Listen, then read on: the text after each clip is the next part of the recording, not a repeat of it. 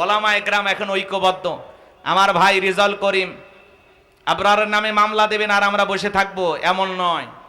যে মিথ্যা মামলা করেছেন অতি দ্রুত তাকে মামলা থেকে এই মামলাটা বাতিল ঘোষণা করা হোক। কথা বলেন ঠিক কিনা? কিসের জঙ্গি পাইলেন কই? কে কি কোন জায়গায় বম মারছে? হ্যাঁ আছে আছে বাংলাদেশে কোনো মিসাইল আছে? কলার থোর বানায় যুবকেরা ট্যাগ লাগায়া কই এটাই নাকি মিসাইল? এদের তো নাই কিছু আছে নাই, কলার থোর এটাই নাকি মিসাইল?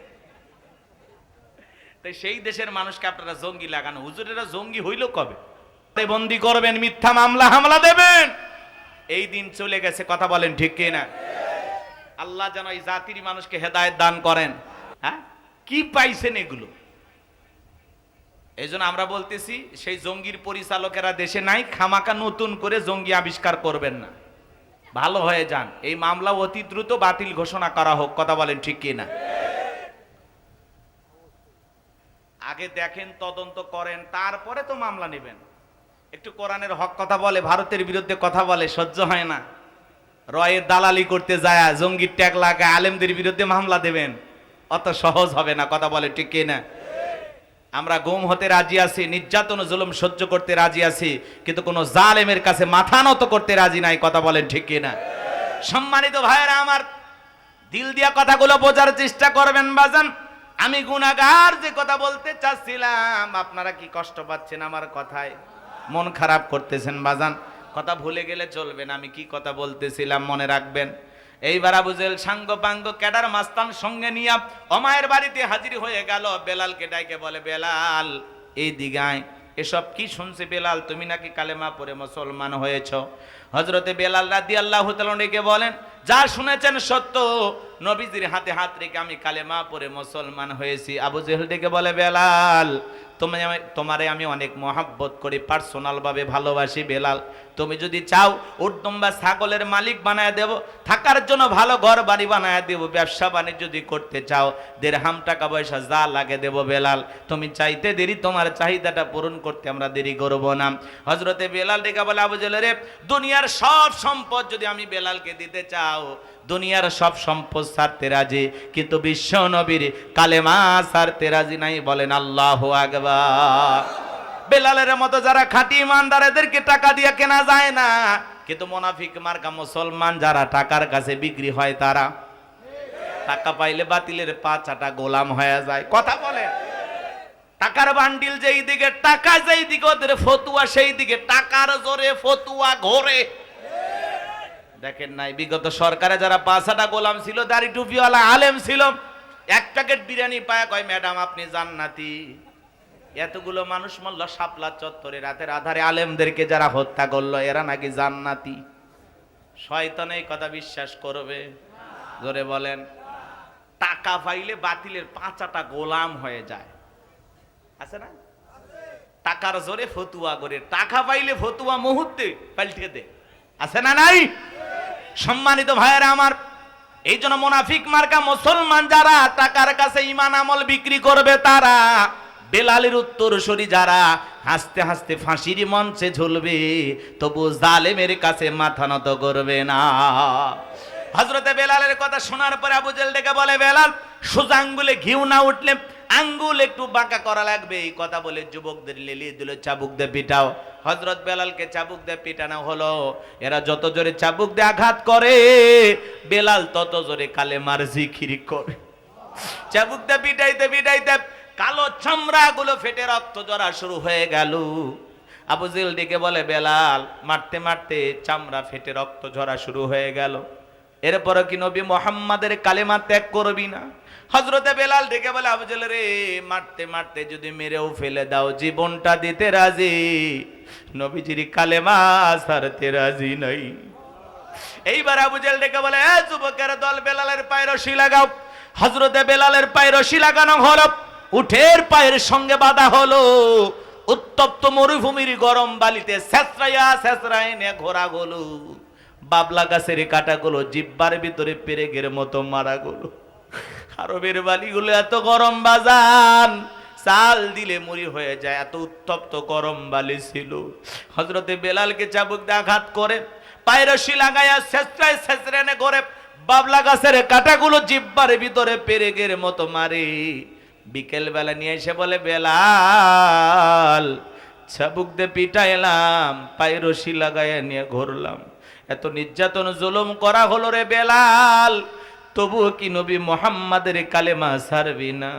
হযরতে বেলাল রক্তাক্ত জিহ্বা নিয়ে ডেকে বলে, আবু জাহেল রে, মারতে মারতে যদি মেরেও ফেলে দাও, বেলালের নিঃশ্বাস থাকবে যতদিন, বেলাল ইসলামের পথে টিকে থাকবে ততদিন। আল্লাহু আকবার।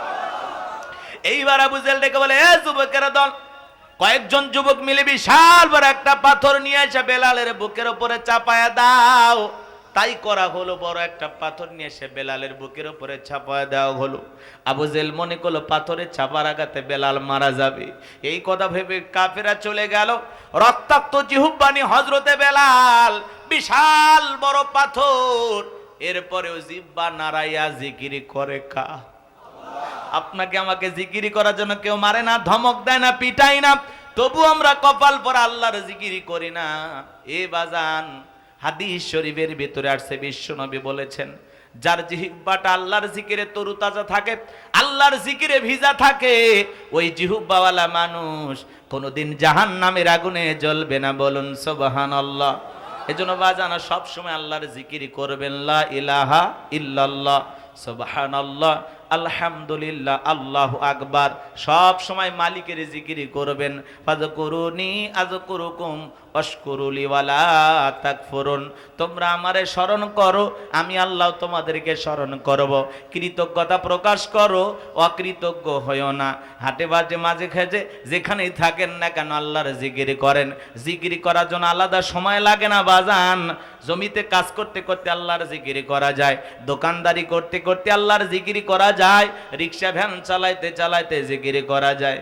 মনের মধ্যে যদি আল্লাহর প্রেম মহব্বত ভালোবাসা থাকে, যতটা সময় আপনি জাগ্রত থাকবেন ততটা সময় যেন জিহ্বাটা নড়ে। সব সময় মালিকের জিকিরি করবেন। যত বেশি জিকিরি করবেন অন্তরটা তত পরিষ্কার হবে। যত বেশি জিকিরি করবেন তত আল্লাহর প্রিয় হবেন। যত বেশি জিকিরি করবেন আল্লাহ তাআলার কাছে যা চাইবেন মালিক আপনাকে তাই দেবে। জিহ্বাটা পবিত্র করেন, দিলটাকে পরিষ্কার করেন, আত্মশুদ্ধির জন্য কাজ করেন, নিজেরকে পরিবর্তন করার জন্য কাজ করেন। দুনিয়া ক্ষণিকের বাজান, চিরকাল কেউ থাকবে না। আমার ভাইয়েরা, জান্নাতীদেরকে যখন আল্লাহ তাআলা জান্নাতে প্রবেশ করার জন্য অনুমতি দেবে, জান্নাতীদের ভিতরে একটা আফসোস থাকবে। তাদেরকে যখন জিজ্ঞাসা করা হবে, আল্লাহ তাআলা জান্নাত দিয়েছে, তোমাদের কোনো কি আফসোস আছে?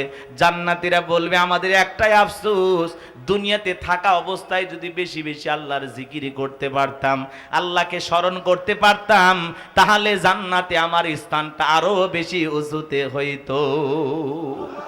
সেদিন জান্নাতীরা আফসোস করে বলবে, চায়ের আড্ডা এখানে সেখানে হেলাই খেলায় সময়টা যদি অপচয় না করে ওই সময়টা আল্লাহর জিকিরে ব্যস্ত থাকতাম, একটু সুবহানাল্লাহ, আলহামদুলিল্লাহ, আল্লাহু আকবার, লা ইলাহা ইল্লাল্লাহ বেশি বেশি করে জিকির করতে পারতাম, জান্নাতে আমার মর্যাদাটা আল্লাহ আরো বৃদ্ধি করে দিত। বলুন না সুবহানাল্লাহ। এজন্য বাজান, এই সময়টা অপচয় করবেন না, গল্প গুজাবে মাত্র হবেন না, দুনিয়ার খেল তামাশায় ব্যস্ত থাকবেন না, মালিককে স্মরণ করবেন, মালিককে স্মরণ করবেন। আল্লাহ আমাদের সবাইকে জিকিরকারী বান্দা হিসেবে কবুল করুন। একটু চিল্লায় বলেন আমিন। বেলালের মতো নির্যাতন জুলুম আপনার উপরে আসছে, বলেন আপনাকে আমাকে জিকির করার জন্য কেউ মারে, পেটে ধমক দেয়? দেয় না। হযরতে বেলালের বুকের উপরে পাথর, এরপরেও জিহ্বা নাড়ায় আল্লাহর জিকির করে, চোখের কোনা দিয়ে পানি ঝরতেছে। হযরতে বেলাল কেঁদে কেঁদে ডেকে বলে, আল্লাহ তুমি তো সেই আল্লাহ, ইব্রাহিমের জন্য যদি নমরুদের আগুনকে ফুলের বাগান বানায় দিতে পারো, ও আল্লাহ তুমি কি পারো না আমি বেলালের বুকের পাথরটাকে তুলার মতো নরম বানায় দিতে? তোমার মতো মালিকের জিকির করতে বড় কষ্ট হয়, আল্লাহ তুমি কি পারো না বিলালের বুকের পাথরটাকে তুলার মতো নরম বানায় দিতে? হযরতে বেলাল দোয়া করতে দেরি, আসমানের মালিক আল্লাহ দোয়া কবুল করতে দেরি করে নাই। বেলালের বুকের পাথরটাকে আমার আল্লাহ তুলার মতো নরম বানিয়ে দিয়েছেন। বলুন সুবহানাল্লাহ। এইবার বেলালের নিঃশ্বাসের সাথে পাথর ওঠে আর নামে। আশিক রাসূল বেলাল, নবীর পাগল বেলাল নবীকে কতটা মহাব্বত করতেন, ভালোবাসতেন বাজান, সেই ইতিহাস যদি আমি বলতে চাই 2-3 ঘন্টা আলোচনা হবে, তারপরে আলোচনা শেষ হবে না। হযরতে বেলালের ওপর নির্যাতন জুলুমের কথা বিশ্ব নবীর কান পর্যন্ত যখন পৌঁছে গেল, নবী আমার দেখে বলে, আবু বকর, বেলালের কষ্টের কথা আমার সহ্য হয় না, যাও যে আমার বেলালের জন্য একটা কিছু করো। হযরতে আবু বকর সিদ্দিক রাদিয়াল্লাহু তাআলা আনহু কয়েক গুণ দাম বেশি দিয়া গোলামীর জীবন থেকে হযরত বেলালকে আজাদ করলেন, মুক্ত করলেন। বলুন আল্লাহু আকবার। এই যখন ইসলামের অবস্থা, একদিকে সন্তান হারানোর ব্যথা, অন্যদিকে সাহাবায়ে কেরামদের উপর নির্যাতন ও জুলুম, এই যখন ইসলামের অবস্থা, এই জন্য নবীজির মনটা ভীষণ খারাপ, মুখটা মলিন, চোখের কোনা দিয়ে অশ্রু ঝরতেছে। এইবার নবীজির মুস্কি হাসি দেওয়ার কারণ কি? নবী আমার ডেকে বলে, আনাস, আমার কষ্টের কারণ কি তোমরা জানো? কি তোমার মুস্কি হাসি দেওয়ার কারণ হলো এই মাত্র আসমান থেকে জিবরাইল এসে আমার উপরে সূরা কাউসার নাজিল করলো। বলুন সুবহানাল্লাহ। নবীর যখন মন খারাপ, নবীকে সান্ত্বনা দেওয়ার দায়িত্ব কার? আমার আল্লাহ ডেকে বলা, জিবরাইল, আমার বন্ধুর মা নাই, বাবা নাই, আমি স্যার আমার বন্ধুর কেউ নাই রে জিবরাইল, আমার বন্ধুর মনটা হয়েছে ভারী, আমি আল্লাহ সইতে নাহি পারি। লাহু মাহফুজ থেকে সূরা কাউসার নিয়ে যায় আমার বন্ধুর উপরে নাজিল করা তাড়াতাড়ি। বলুন আল্লাহু আকবার। নবী আমার ডেকে বলে, আনাস, এই মাত্র আসমান থেকে জিবরাইল এসে আমার উপরে সূরা কাউসার নাজিল করলো। নবীজি তখন মুস্কি মুস্কি হাসলেন আর সাহাবায়ে কেরামদের সামনে তেলাওয়াত করে শুনিয়ে দিলেন। জবান ছেড়ে সবাই পড়ুন, ইন্না আ'তাইনাকাল কাউসার ফাসাল্লি লিরাব্বিকা ওয়ানহার ইন্না শানিয়াকা হুয়াল আবতার। আল্লাহু আকবার। কোরআনের তেলাওয়াত করতে কি বিরক্ত লাগে? খারাপ লাগে? কোরআনুল কারীম এমন একটি কিতাব যার কণ্ঠ যত ভালো, কোরআন শুনতে তার কণ্ঠ দিয়ে তত বেশি মজা লাগে। মিশরের কারি আব্দুল বাসেত সাহেব দুনিয়াতে নাই, কিন্তু তার কণ্ঠ এখনো কিন্তু আছে। কি তিলাওয়াত, কি সুর! মনে হয় তার কণ্ঠ দিয়ে কোরআন তেলাওয়াত শুনলে মনে হয় কোরআন নাজিল হচ্ছে। সুবহানাল্লাহ বল। এই জন্য কোরআন এমন একটি কিতাব, টেনে পড়লেও মজা লাগে, মাঝারি সুরে পড়লেও মজা লাগে, আবার জোরে জোরে পড়লেও মজা লাগে। কোরআনের ভিতরে কোনো বিরক্তি নাই। কোরআন এমন একটি কিতাব, অনেক পয়গাম্বরকে আল্লাহ তাআলা মুজিজা দান করেছেন, নবীও চলে গেছে, মুজিজাও চলে গেছে, কিন্তু আল্লাহ তাআলা বিশ্বনবীকে অনেক মুজিজা দিয়েছিলেন। তার মধ্যে একটি মুজিজা নাম হলো কোরআন। কথা বলেন না কেন? এটা বিশ্বনবীর জীবন্ত মুজিজা। সুবহানাল্লাহ বলেন। কিয়ামত পর্যন্ত এই কোরআন থাকবে। কোরআনের ভিতরে আল্লাহ এমন একটা মধু দিয়েছে, এমন একটা আকর্ষণ দিয়েছে, কিয়ামত পর্যন্ত আকর্ষণ কমবে না। সুবহানাল্লাহ বলেন। আর একটু জোরে বলেন সুবহানাল্লাহ। এজন্য যার কণ্ঠ যত ভালো, তার কণ্ঠ দিয়ে কোরআন শুনতে তত বেশি সুন্দর লাগে, মধুময় লাগে। কথা বলেন না কেন?